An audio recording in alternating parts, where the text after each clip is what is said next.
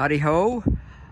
I was inspired by my best friend Doug to make a quote-unquote rally car out of my Kona based on some videos we saw of a Mazda Miata made into a rally car. It made us giggle, and he inspires me to do these kind of things, and I love you, buddy. Okay, so here's my 2020 Hyundai Kona Ultimate, and as you can see, I'm got a rally car theme going here. If you look up rally car RS 1600 or RS 1600 rally car, you'll see pretty much exactly what I'm going for. So I started off by blacking out all the plastic in the wheels. I know this is on the shadow side, sorry. It came kind of with a gunmetal gray trim, and I wanted a really black matte, so I sprayed it with plastic coat. Same with the wheels. I've added the stripes, obviously, and the kind of the classic rally car light look. The first thing I did, probably at all in this car, was to swap out the incandescent fog lights with LED fog lights. I'm not sure why Hyundai puts incandescents on there. The main reason I did is not really the light output, but because of color, because it's weird to have cool white and then some yellow fog lights. So I changed those out to LEDs. The driving lights, daytime running lights, turn off when you turn your blinker on and maybe when you turn, and the fog lights definitely turn off when you turn.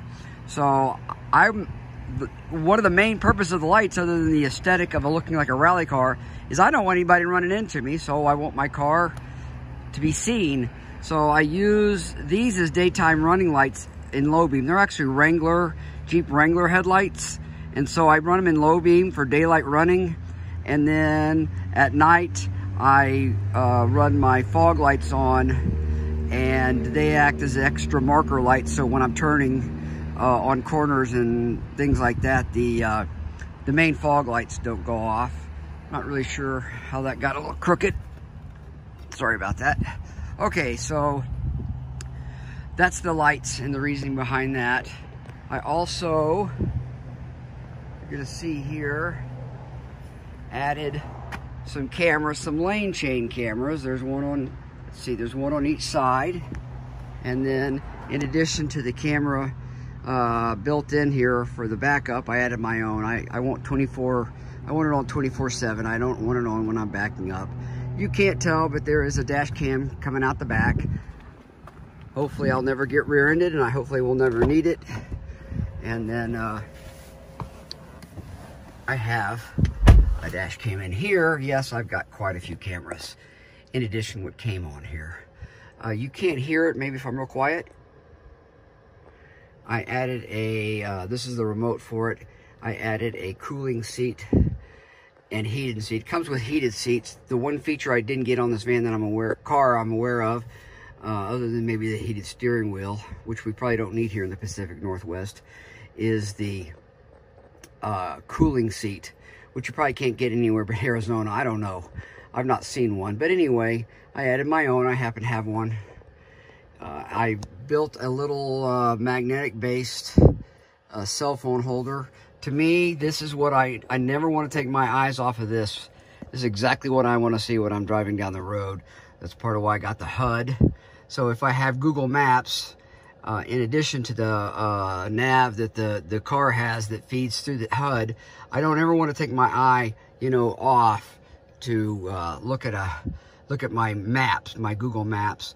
And so I built this so it'd be in my line of sight.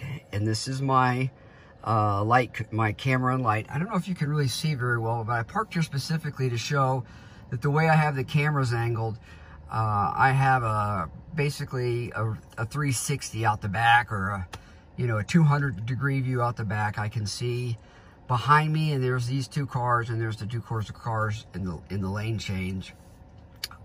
Yes, I left the marker lines on there on purpose. I do know how to take them off. I left them on there to help me judge distance in case I was on the highway and there was poor lane marking. This is a great controller I got on Amazon. I'll try to think to put a link on there. It's for the lights. And as you know, I can tell I edited the lights, the labels a little bit to kind of mimic what I have. Now, I added a horn in the backup light, which I didn't show you, but it's back there, because this thing is super bright. The back lighting on this is super bright. And so I needed to put stickers on there from the sticker packet that came with it. So I had to have something. And so I chose horn and backup light, and I added a backup light and the horn, which is not terribly loud, but it's unique sounding. So like I said, it's not terribly loud, but it's more for the switch, to cover up the switch. So as you can see, this kind of worked out nicely. I only had the 3 cameras. I didn't really need a 4th or have an idea for a 4th. So this perfectly fit here, and I like it because, again, I'm here and I need to turn the light on here. And so there that goes. I would love for this to be in the middle or be able to adjust it, but this monitor has limited presets, and nothing worked out any better than this. I don't like to distort the image too much. One thing I did on my lights that I'm very excited about, that I've had on a previous vehicle, is the ability to turn these off with a foot switch. So when you're driving down the road and it's a dark, curvy night, or curvy road in a dark night, and you got your lights on and you go on a curve, and if somebody comes around the corner unexpected, curve towards you, especially if you're more than one light on, you don't want to be poking around trying to turn them all off and maybe turn more on. So I added, let's see if I can see it. Ta-da! There it is. That's the ground for the light switch. I ran the ground wire all the way into the cab, and so I can turn the lights on and off with a flip of the switch. I'm never really sure why they ended up putting it up here anyway on any car. I always preferred that. I think that's it. Anyway, I really enjoyed doing it. I really enjoyed the time with my wife putting the stripes on and a few other projects we've done together. And like I said, my friend Doug and I are get a kick out of this kind of thing, and I want others to get enjoyment and get the ideas that you too can do anything you want to your Kona. And I guess I'm curious too if you've done anything like this to yours, and if you have, why don't you post a picture with a link for me or something? I'd like to see that if you've done anything special with your Kona. All right, guys, have a good day.